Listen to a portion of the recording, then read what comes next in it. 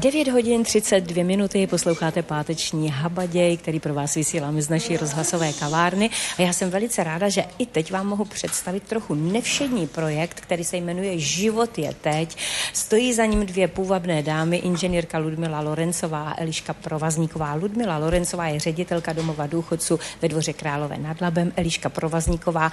Mám tady napsáno nadšenkyně, koordinátorka projektu Kosmetička, u které to všechno začalo. Dámy, dobrý den. Dobrý den. Dobrý den. Takže já ještě musím předeslat, že pokud se podíváte na naše stránky internetové a na naši kameru, tak tady uvidíte nádhernou, vy tomu říkáte relikvii, která je putovní a která za tím projektem stojí také. Je to tak? Tak je to tak. Já bych představila možná kratoučce ten náš nevšední projekt.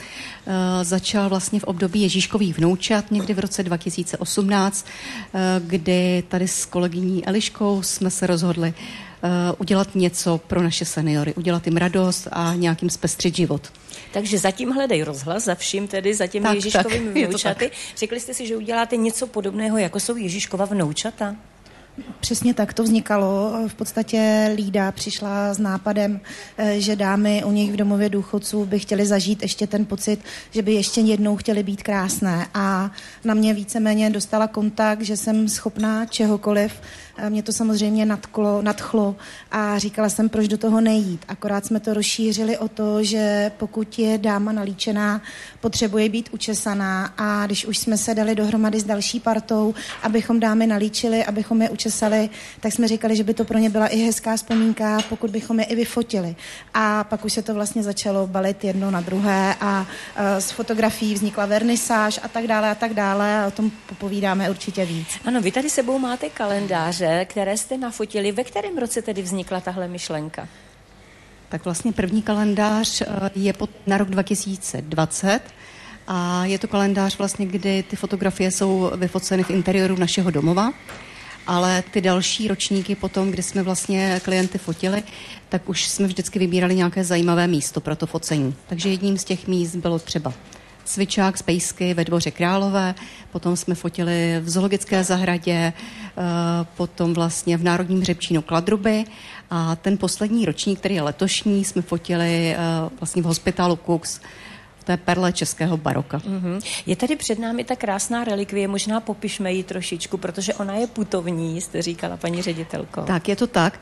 Vždycky ta místa, kde fotíme, vlastně předávají tomu následujícímu místu tu relikvii nebo štafetu, jak tomu chcete říkat, a představuje to vlastně srdce s klíčem a znamená to celé vlastně klíč k srdci.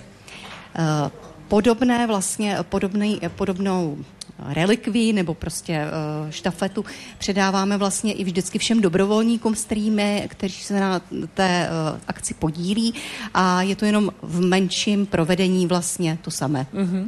Co jste si vybrali pro ten letošní rok tedy?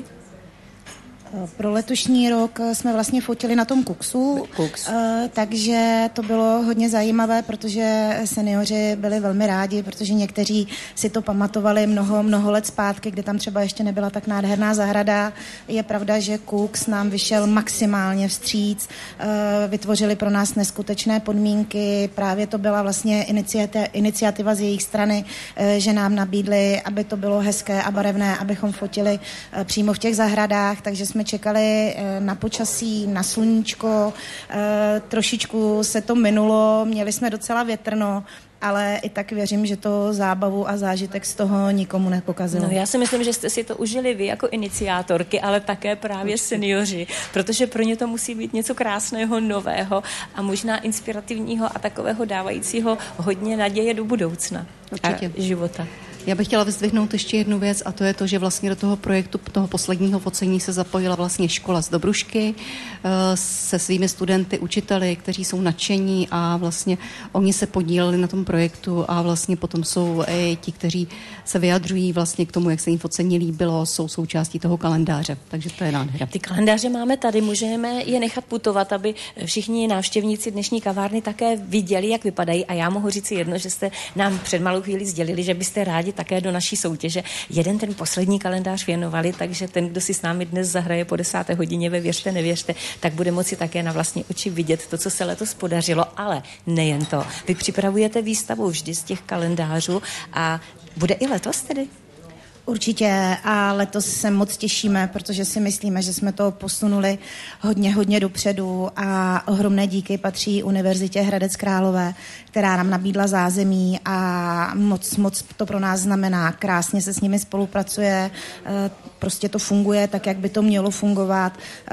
Určitě nám tady vlastně to pozvání zajistil tiskový mluvčí UHK, pan Jakub Novák, s kterým v podstatě, který je takovou velkou záštitou, určitě nad tím ještě převezme patronaci vlastně paní prorektorka Petra Marešová, takže my si myslím, že to bude určitě krásná akce. 12.12. dobře se to pamatuje. Dobře se to pamatuje, je to 12.12. v 15:00 na Univerzitě UHK a věřím, že tam bude moc příjemná atmosféra.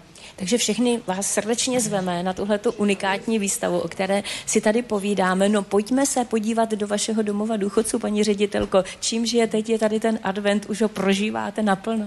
Tak naši seniori určitě se na celý advent připravují. Měli jsme tam už vánoční dílny, kde jsme si připravovali různé výrobky, vyzdobili jsme si naše zařízení, takže vlastně ve vestibulu je velký vánoční strom, kde už jsou připraveny dárečky a těšíme se na společný oběd se seniory vlastně, kteří mají společní zaměstnanci a naši seniori. A potom na akci, která vlastně je pro rodiny a pro dobrovolníky, kde vlastně děkujeme dobrovolníkům za celý ten rok.